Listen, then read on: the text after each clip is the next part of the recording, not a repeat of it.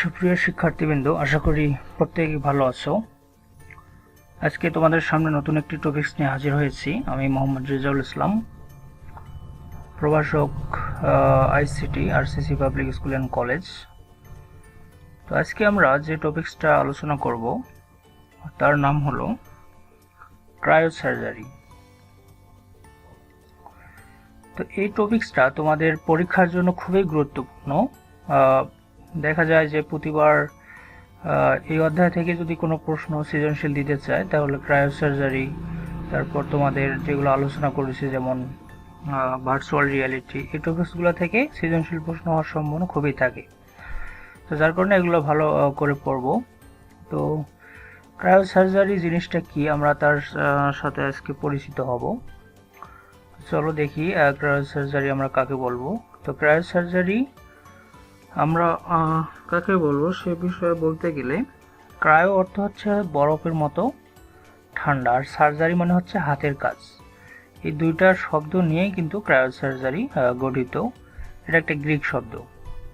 তো ক্রায়োসার্জারি মানে হচ্ছে অত্যন্ত নিম্ন তাপমাত্রা প্রয়োগ করে আমাদের শরীরের মধ্যে যে বিভিন্ন ক্ষত থাকে, যেমন সেটা তিল হতে পারে, আসল হতে পারে, এই ধরনের অনেকগুলা ক্ষত থাকে। এই ক্ষতগুলোকে দূর করার জন্য অত্যন্ত নিম্ন তাপমাত্রা প্রয়োগ করে যে চিকিৎসা পদ্ধতি আবিষ্কার হয়েছে তার নাম হচ্ছে ক্রায়োসার্জারি।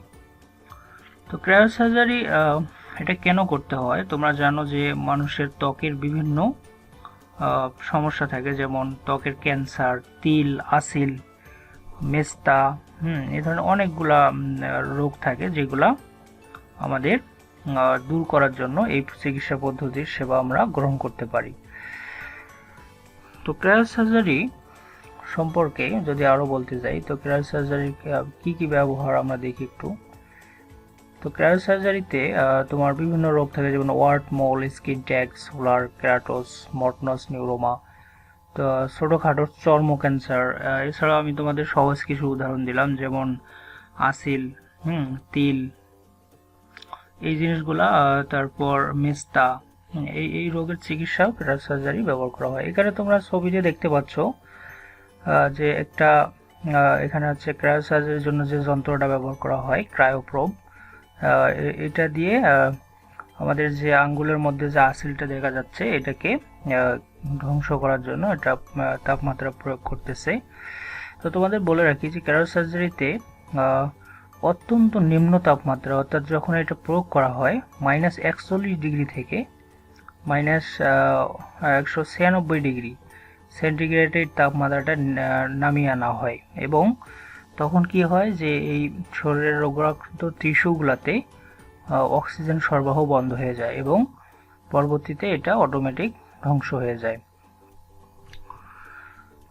তো এর ক্রায়োসার্জারির আমরা যদি আরো কিছু ব্যবহার দেখি, যেমন liver cancer, prostate cancer, lung cancer, এগুলার ক্ষেত্রেও ক্রায়োসার্জারি ব্যবহার করা হয়। মানুষের শরীরে যে অভ্যন্তরে বিভিন্ন ধরনের রোগ থাকে তার মধ্যে হচ্ছে liver cancer, prostate cancer, lung cancer, oral cancer, এগুলো হচ্ছে মানুষের শরীরের ভিতরের রোগ। এগুলোকে ধ্বংস করার জন্য ক্রায়োসার্জারি ব্যবহার করা হয়।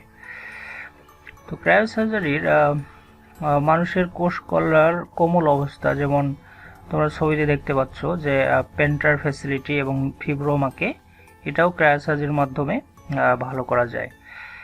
তো মানুষের সাধারণত শরীরের কোমল অবস্থা যেগুলোতে, সেগুলোতে ভিতরে অনেক ব্যাধি থাকে, সেগুলোতে আমরা অত্যন্ত নিম্ন তাপমাত্রা প্রয়োগ করে ধ্বংস করতে পারি ক্রায়োসার্জারির মাধ্যমে। তো এরপর ক্রায়োসার্জারির আমরা প্রয়োগ দেখব যে চিকিৎসা ক্ষেত্রে আমরা ক্রায়োসার্জারি কি কাজে লাগাইতে পারি। তো চিকিৎসা ক্ষেত্রে ক্রায়োসার্জারিটা ব্যবহার করা হয় দেহের বহিরাগত রোগ, যেমন চর্মরোগ, ত্বকের ছোট টিউমার, আসিল, এগুলা দূর করার জন্য চিকিৎসা ক্ষেত্রে এটা ব্যবহার করা হয়। এরপরেও তোমরা দেখলা যে দেহের অভ্যন্তরের রোগ, prostate cancer, liver cancer, lung cancer, এগুলো দূর করার জন্য ক্রায়োসার্জারি আমরা ব্যবহার করতে পারি। ক্রায়োসার্জারিকে ক্রায়োথেরাপিও বলা হয়। এছাড়াও ক্রায়োসার্জারি চিকিৎসায় শুধু লোকাল অ্যানেস্থেসিয়া ব্যবহার করলেই হয়।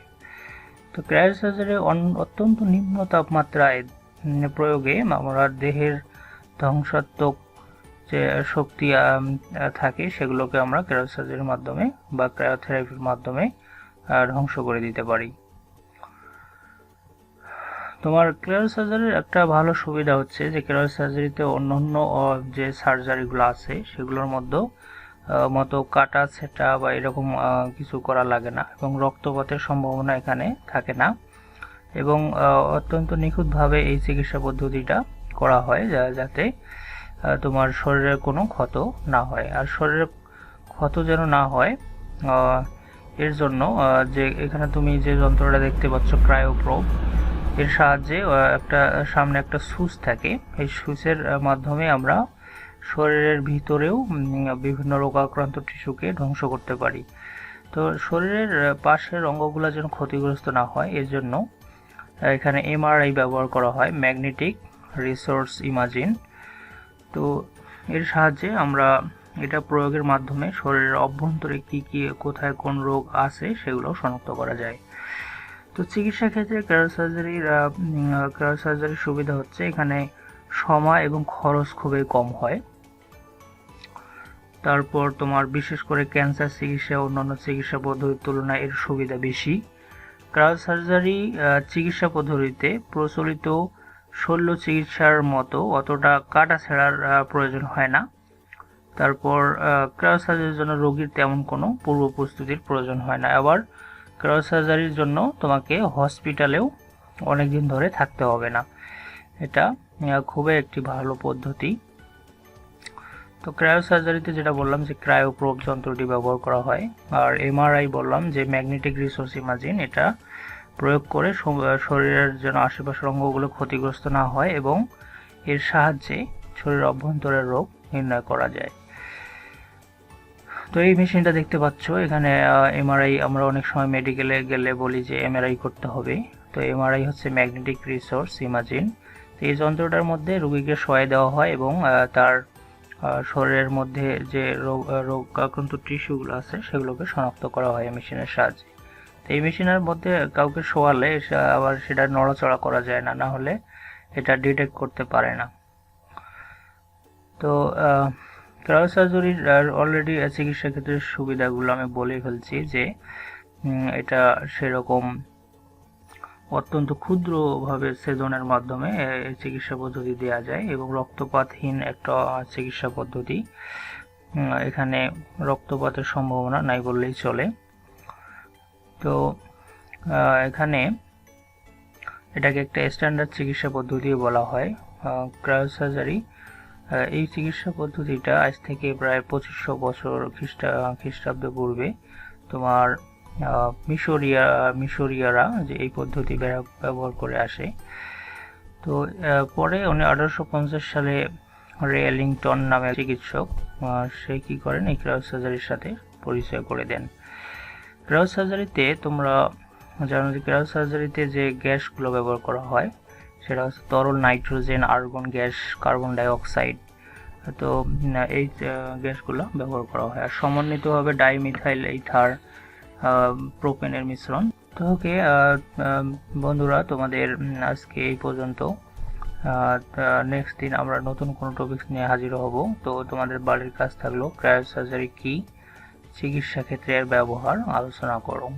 তোমরা এখান থেকে বিশেষ করে রোগের নামগুলো ভালো করে একটু কয়েকটা মুখস্থর মতো করে রাখবা, এবং এখানে যে ক্রায়োপ্রোব সুইচ ব্যবহার করা হয় এবং কোন গ্যাস ব্যবহার করা হয়, তরল নাইট্রোজেন, তারপর argon gas, carbon die oxide, এগুলো গ্যাস ব্যবহার করা হয়।